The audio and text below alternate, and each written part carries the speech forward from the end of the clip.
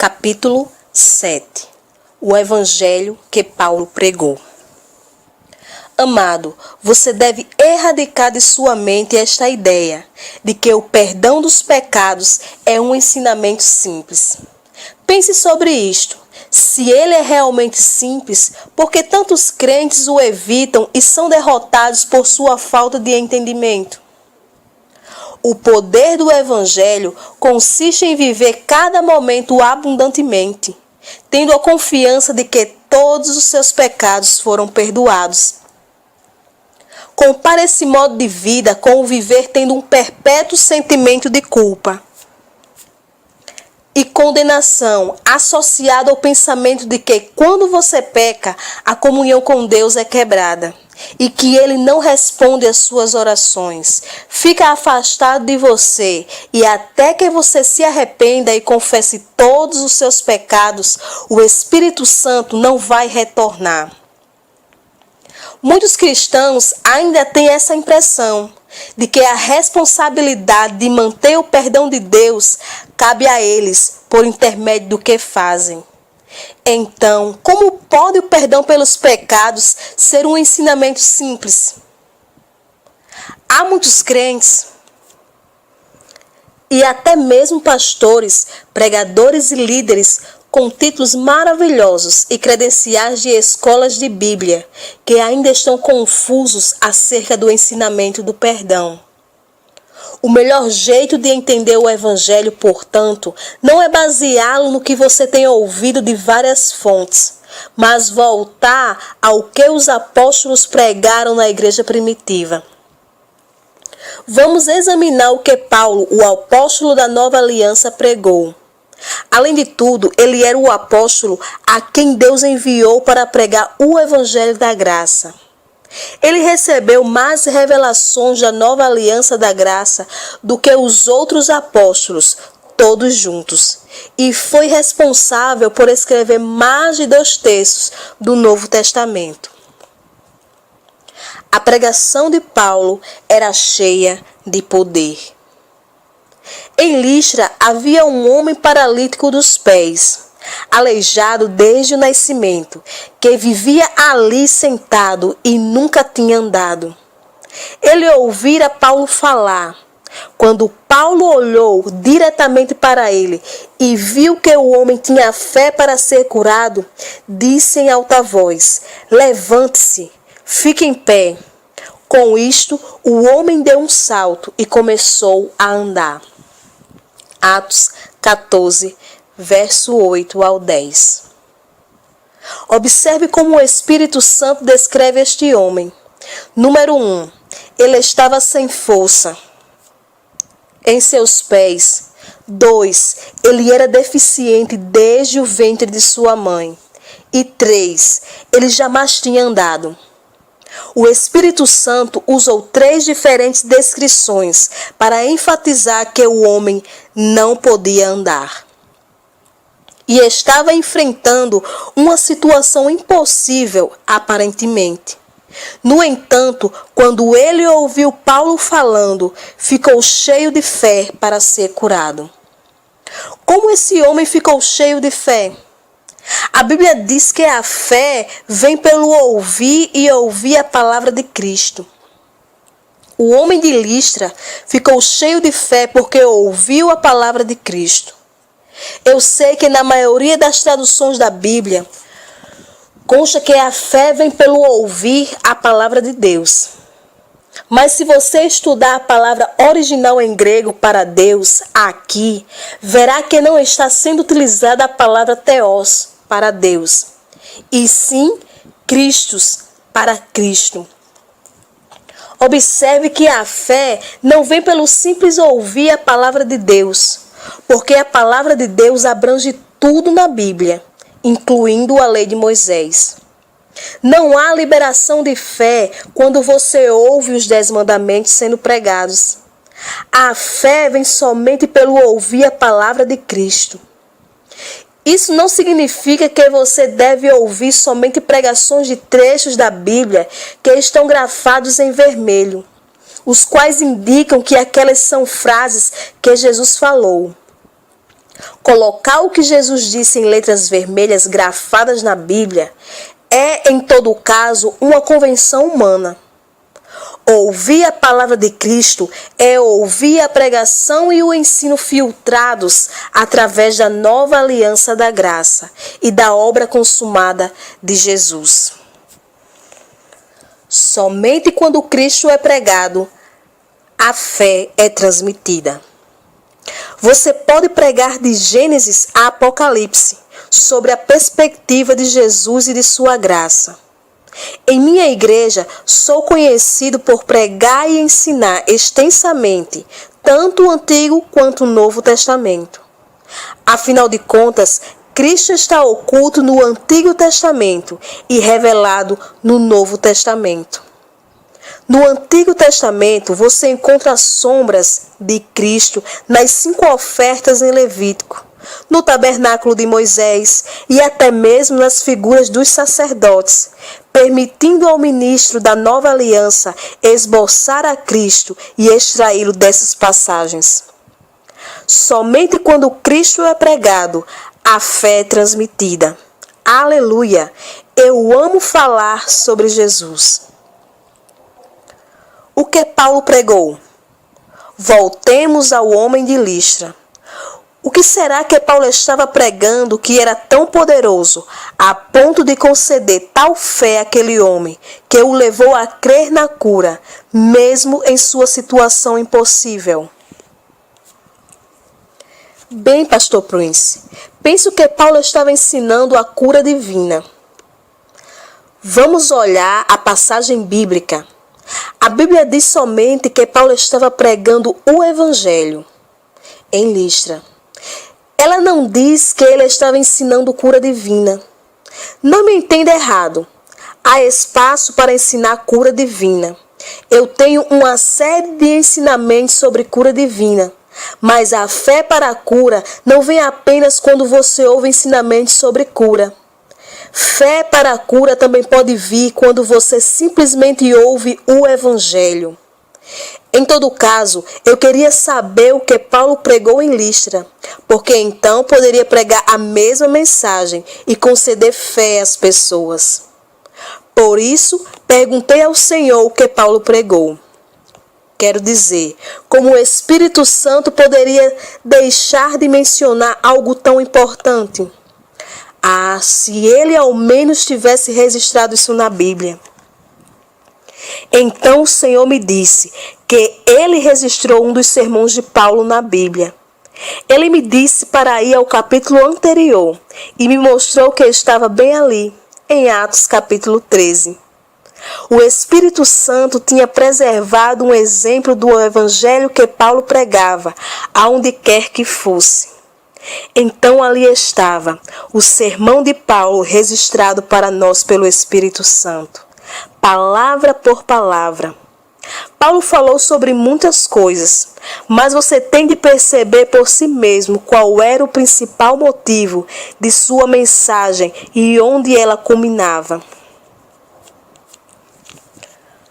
Portanto, meus irmãos, quero que saibais que mediante Jesus lhe é proclamado o perdão dos pecados. Por meio dele, todo aquele que crê é justificado de todas as coisas, das quais não podiam ser justificados pela lei de Moisés. Atos, capítulo 13, verso 38 e 39. O poder do evangelho que Paulo pregou é encontrado no perdão de todos os pecados para todo aquele que crê. Não há outra qualificação para ser perdoado de seus pecados. A antiga aliança estava fundamentada na justificação pelas obras, obediência aos 10 mandamentos. Você precisava ter um bom desempenho para ser perdoado. Mas a nova aliança da graça é fundamentada inteiramente na justificação pela fé, crer em Jesus Cristo. Você consegue perceber a diferença radical? A exigência não está mais sobre você, e sim em Cristo. Esta é a boa nova. Todos aqueles que creem em Jesus recebem o perdão de todos os seus pecados e são justificados de todas as coisas. É ou não é uma boa notícia? Aleluia! Não há nada melhor que isso. Todos aqueles que creem em Jesus recebem o perdão de todos os seus pecados e são justificados de todas as coisas. Eu posso imaginar como o homem em Listra respondeu quando ouviu Paulo anunciando que ele podia ser justificado de todas as coisas se apenas cresce em Jesus. Quando ele ouviu Paulo pregando sobre a boa nova de Cristo, a fé veio e encheu seu coração. Com lágrimas em seus olhos, ele deve ter ignorado suas pernas defeituosas e rejeitado cada pensamento de que ele tinha pernas assim desde o nascimento, por estar sendo punido por seus pecados ou pelo pecado de seus pais. Em lugar disso, ele deve ter acreditado com todo o seu coração que se cresce em Jesus Cristo, seria perdoado de todos os seus pecados. Provavelmente chocado e sufocado pelas lágrimas, ele murmurou: "Eu creio." E naquele momento ouviu uma forte voz dizendo: "Levante-se, fique em pé." Era Paulo dando uma ordem a ele. E antes que tivesse tempo de hesitar, ele se viu saltando sobre seus pés com alegria. E pela primeira vez em sua vida, ele andou. O Evangelho transmite fé. Observe que Paulo não precisou colocar as mãos sobre o homem para curá-lo. Não houve apelo. Ninguém foi convidado para ir ao altar e receber cura. A fé para ser curado veio sobre aquele homem simplesmente ao ouvir o Evangelho de Jesus Cristo. Temos vivido isso constantemente em nossos cultos. Quando as pessoas estão sentadas e ouvem o Evangelho da graça de Jesus e a pregação de sua obra concluída, milagres de cura acontecem.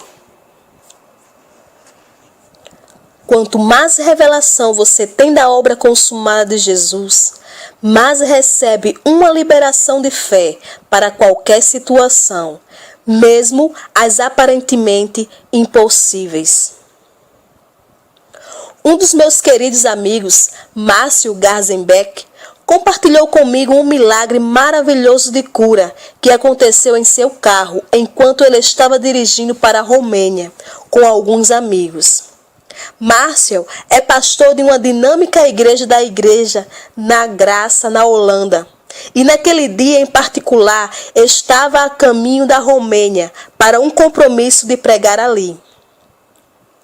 Ele estava ouvindo um dos meus sermões no rádio, no carro, algo que fazia frequentemente. Embalado pela monotonia da longa estrada, um dos amigos de Márcio cochilou no banco de trás. Este amigo tinha se envolvido em um acidente de jet ski há alguns anos antes e desde então frequentemente sofria de fortes dores nas costas. De algum modo, em meio ao sono que o embalava, ele me ouviu pregar isto: Jesus já curou você e o diabo é quem está colocando sintomas mentirosos em seu corpo. Ele disse amém em seu coração, concordando que Jesus já o tinha curado ao tomar seu pecado e sofrer sua maldição. Naquele momento ele sentiu o poder de Deus invadi-lo e hoje ele está completamente curado. Toda a dor em suas costas sumiu. Esse é o poder do ouvir e ouvir o Evangelho de Jesus Cristo. É desse modo que a fé surge. Quanto mais de Jesus você ouve, mais de sua graça você recebe. E quanto mais revelação você tem de sua obra consumada, mais você recebe uma liberação de fé para qualquer situação, mesmo as aparentemente impossíveis. Um encontro sobrenatural com o carrilhão.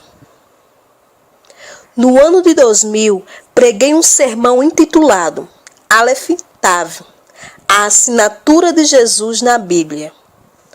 Durante um de nossos encontros regulares no meio da semana para um estudo bíblico. Aleph é a primeira letra do alfabeto hebraico e Tav é a última. A mensagem era sobre a pessoa de Jesus, como ele se revelava a si mesmo como sendo o Alfa e o Ômega, o princípio e o fim. Enquanto eu pregava, cheguei aos 2 versículos do sermão de Paulo que acabamos de abordar e o li em voz alta para eles. Portanto, meus irmãos, quero que saibam que mediante Jesus lhe é proclamado o perdão dos pecados. Por meio dele, todo aquele que crê é justificado de todas as coisas, das quais não podiam ser justificados pela lei de Moisés. No momento em que terminei de ler os versículos, um instrumento musical, o carrilhão, que ficava no púlpito atrás de mim, começou a badalar sozinho. Não havia ninguém perto dele. Meus músicos não sentam no púlpito atrás de mim, enquanto prego. Todos estavam sentados à minha frente como sempre. Não foi um badalar leve. Os sinos do carrilhão badalaram lindamente sozinhos, para frente e para trás, para frente e para trás, do primeiro ao último sino. Isso foi testemunhado por mais de 1000 pessoas que estavam no culto.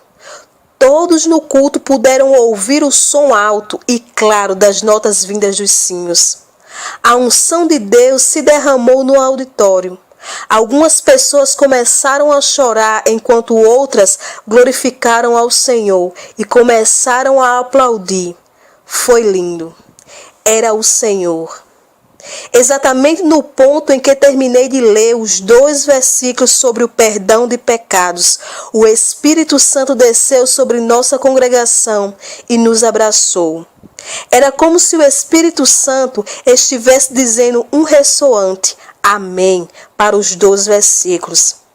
Qualquer pessoa que ouviu os sons podiam atestar que não havia um jeito de aquelas ondas de músicas produzidas pelos sinos terem sido causadas por uma rajada de vento ou por outra causa natural. Foi um evento sobrenatural. Deus estava confirmando sua palavra com um sinal. Os sinos foram tocados deliberadamente. Eu consigo imaginar um anjo de Deus correndo seus dedos e tocando a extensão dos sinos suavemente, antes de correr de novo os dedos na fileira dos sinos. E de novo. É impossível descrever completamente neste livro o que aconteceu naquele momento.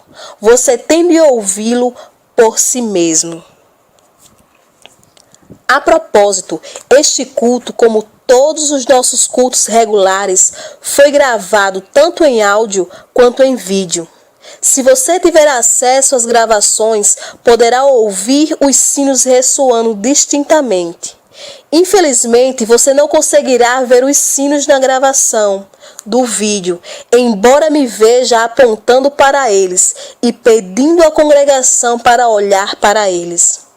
O operador de câmera foi pego desprevenido. Ele estava completamente estarrecido diante daquela ocorrência sobrenatural e manteve a câmera focada somente em mim.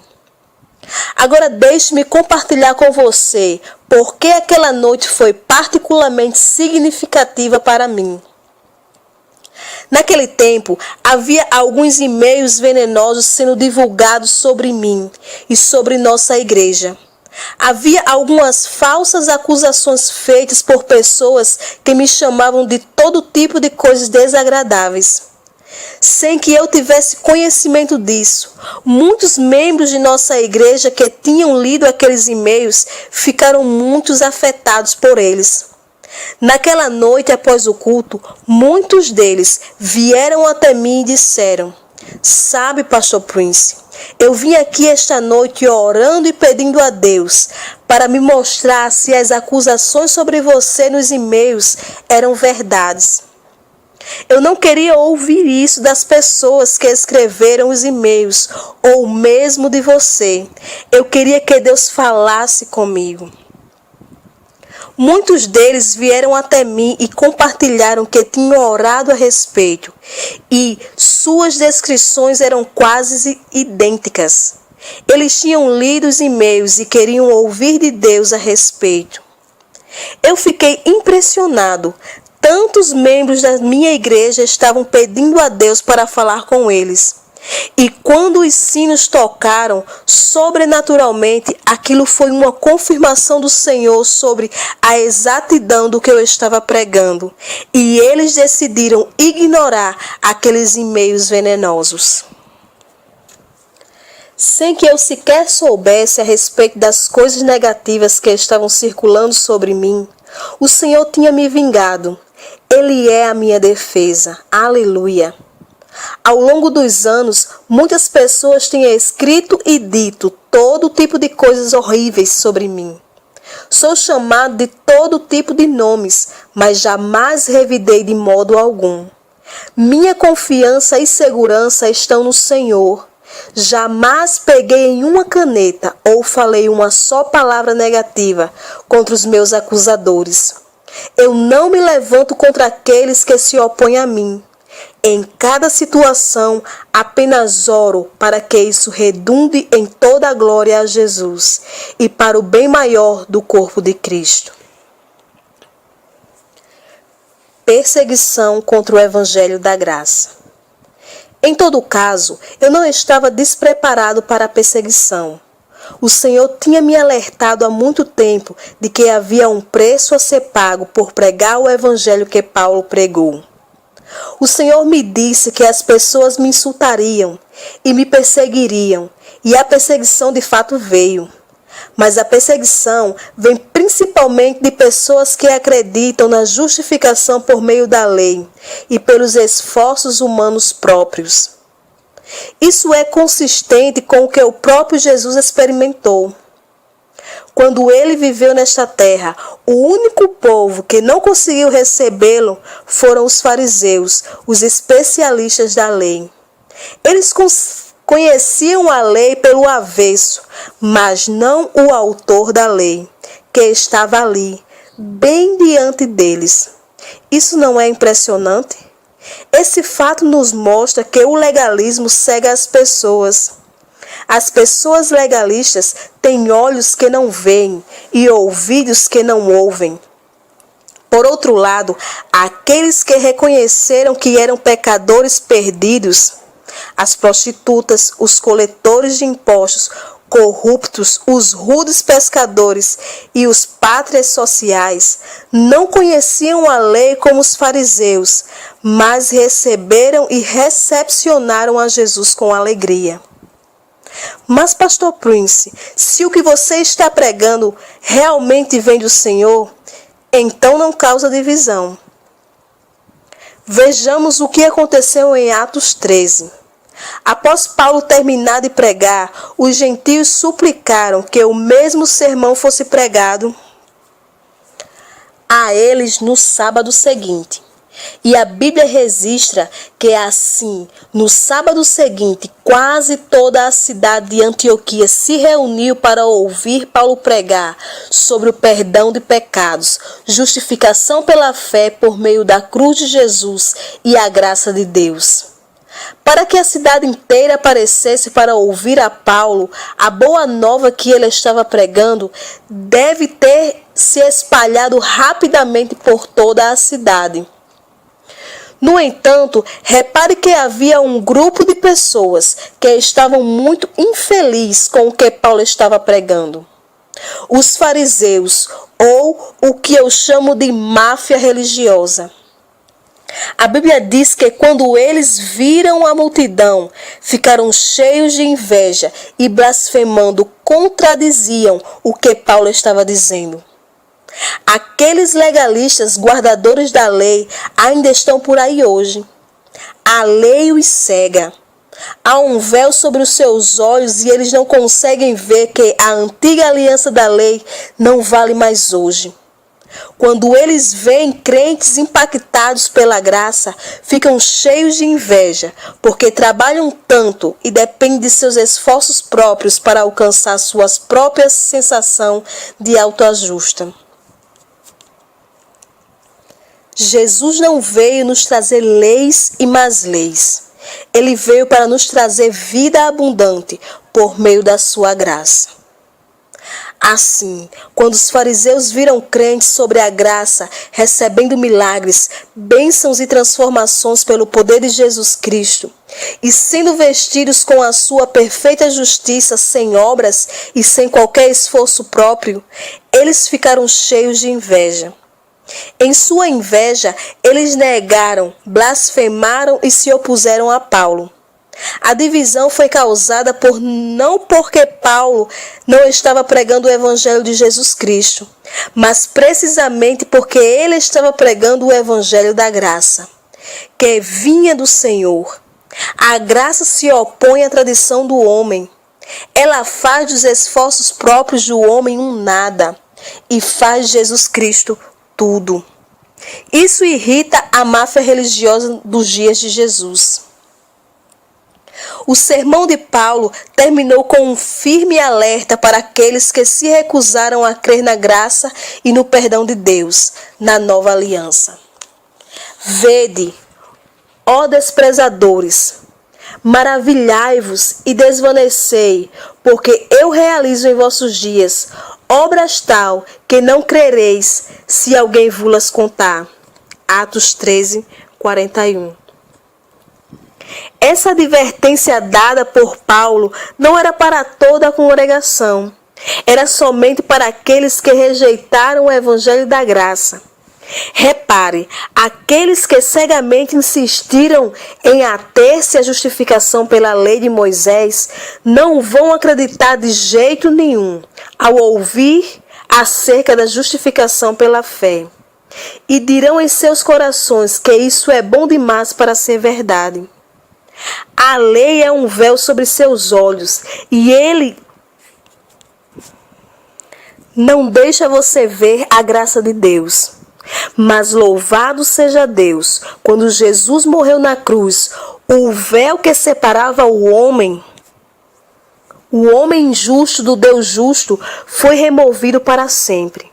A Bíblia diz que quando Jesus entregou o seu Espírito, o véu do templo foi rasgado em duas partes, de alto a baixo. O véu é uma figura da lei de Moisés. Uma vez que a lei foi removida, o homem foi justificado pela fé no sangue de Jesus e o caminho para o Santo dos Santos foi aberto. Bom demais para ser verdade? É verdade, meu amigo. E é por isso que o Evangelho de Jesus Cristo é a boa nova para nós hoje. Jesus não veio para nos trazer leis e mais leis. Ele veio para nos trazer vida abundante por meio da sua graça. Voltemos à questão do Evangelho da graça, causando divisão. É possível pregar o Evangelho da graça e provocar divisão ao ponto de as pessoas quererem expulsá-lo de suas cidades? Sim, isso aconteceu na igreja primitiva. Paulo estava pregando ousadamente no Senhor e pregando a palavra da sua graça.